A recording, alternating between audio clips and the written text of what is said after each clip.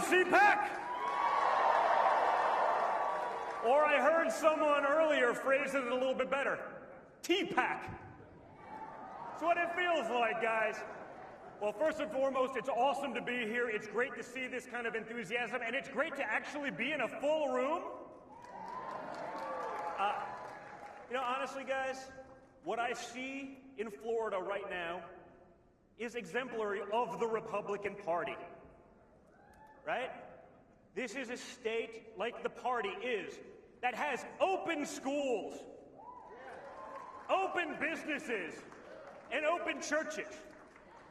What we've seen in some of the more left-leaning states is exactly the opposite. The only thing that they have open is open borders. And it doesn't work, guys. In the first 30 days of Joe Biden's presidency, all of the things that I said would come true in the book Liberal Privilege that I wrote last summer are happening. We listened to months of media telling us that Joe Biden, he's a moderate, don't worry. He's not going to end energy. He's not going to end pipelines, which is partially correct. He's not going to end Russian pipelines. He's only going to end American pipelines. The Russian ones are just fine.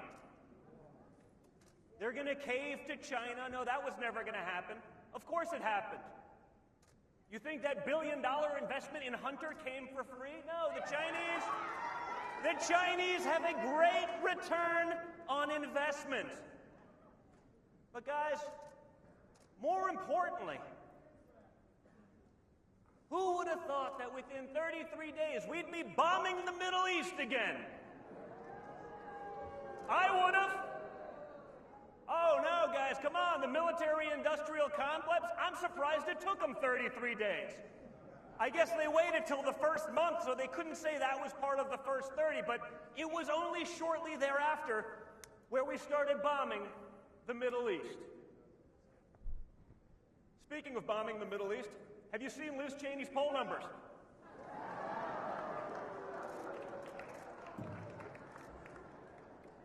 No, listen, the one thing I'll say for Liz Cheney is I'm sure she has a lot of bipartisan support, because if there's one thing that she and Joe Biden definitely want to do, it's bomb the Middle East. Everything else is a disaster. Everything else is just rhino policies, the kinds of policies that put the Republican Party in a position where they needed a Donald Trump. No, seriously. Liz Cheney and her politics are only slightly less popular than her father is at a quail hunt. What? Fact checkers, please have at it.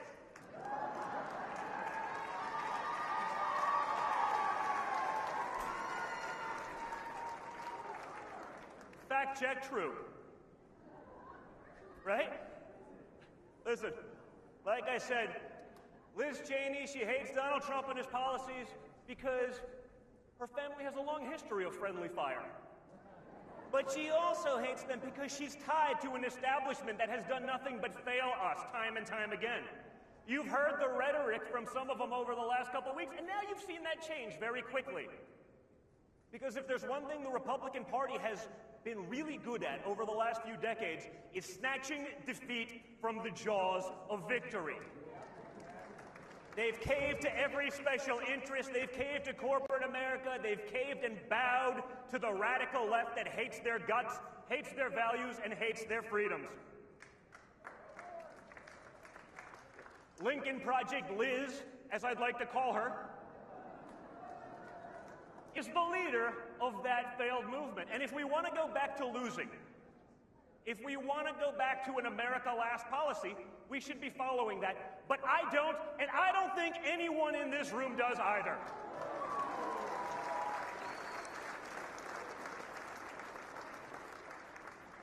So, you know what, guys? The first 30 days has been a disaster. The lies the media told you wouldn't happen are all happening. But hey, at least they have a diverse cabinet. Right? No, yeah. It's very diverse. That's what we saw, right? What is the policy of the SBA? Well, first and foremost, we appointed a woman. Well, that's wonderful. Is she competent?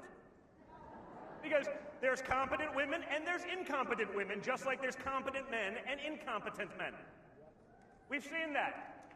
We know that to be a fact. But when you don't have policy to address the incompetence and think you can get away with it by just talking about diversity blindly, it's sort of a problem, isn't it? This month alone, they've banned the Muppets. Right? I mean, if there's things that you thought were sort of above cancellation, you would be wrong. There is nothing the radical left won't cancel. Hasbro now wants a gender-neutral Mr. Potato Head. These are the issues of our times, folks.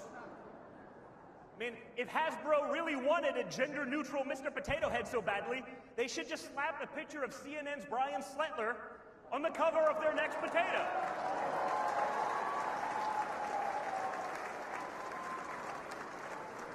What?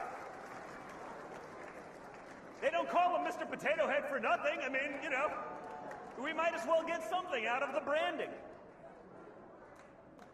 But guys, we can talk about all of these things. We can talk about the liberal hypocrisy, liberal privilege. Just look at how magically, in 33 days, children in cages turned into migrant shelters for children. Now, mind you, nothing actually changed. If you look at the pictures, there's nice bars on the walls. Nothing changed other than the media's outlook. Where is the outrage about this? Where is the outrage about an asinine immigration policy that is encouraging people to bring children, unaccompanied and otherwise, into a country? Guess who gets hurt? Our low-wage earners, who for the first time in modern history under Donald Trump started seeing real wage growth.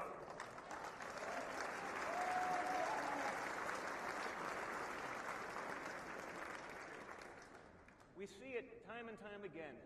There's a double standard by which we live, but when you look at what's going on, if people were informed of the actual facts, rather than spoon-fed a narrative by big tech and the mainstream media, we wouldn't be in these things. There was a poll that came out just this week that said 1 in 6 people would not have voted for Biden had they known about the Hunter Biden scandal. Yeah, where is Hunter?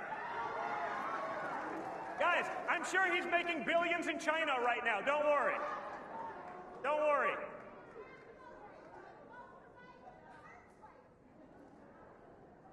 One in 6, guys, 17% of the 80 million that voted for Joe Biden, had they even heard of the basics of his corruption.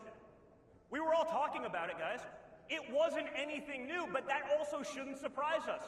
We've been talking about Andrew Cuomo sentencing Nana to death for 10 months. But no one was going to talk about it until they got their wishes. No one was going to address Democrat incompetence. We believe all women until they accuse a Democrat. Then, not so much. But guys, that's why we have to stay engaged. That's why we have to stay in the fight. That's why we can't allow them to steamroll us like they have done for decades. When you look at what's going on just this week in Congress, you have Democrats petitioning major corporations, Comcast, Amazon, to ban conservative news outlets. Not radical parties. Fox News, Newsmax, OAN, just ban them. You don't see Republicans saying, let's talk about CNN as a place of disinformation. I mean, as a recipient of their ire for a couple of years, I can assure you that they were lying about Russia collusion. We all know that now, but no one actually brings it up because they can get away with it. They are able to do that. Big tech will silence you if you come out against it. They will crush you. They will call you racist and everything else. Just like, imagine, we'll bring back Cuomo, right? Imagine Ron DeSantis did what Cuomo has done over the last couple of years. He wouldn't be getting an Emmy. He'd be in jail. Right? Credible accusations of harassment swept under the rug. Verbal harassment swept under the rug. Hiding evidence from the DOJ swept under the rug. No problem. Give him an Emmy. Remember Fredo when he was talking about it? Oh, for months? Oh, where's Fredo? He's so quiet these days. Why isn't Fredo talking about these things right now? Again, liberal privilege. No, we can't address that. Really? You can't address that, but you had no problem joking around with massive Q-tips, making clowns of yourselves for months prior. That's what we're up against, folks. But together, we can win these fights. We have to be vocal. We can't be put in the corner. We must be out and engaged. And that's where you guys come in. So,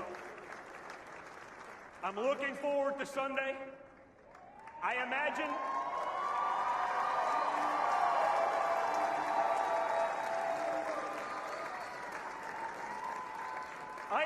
it will not be what we call a low-energy speech.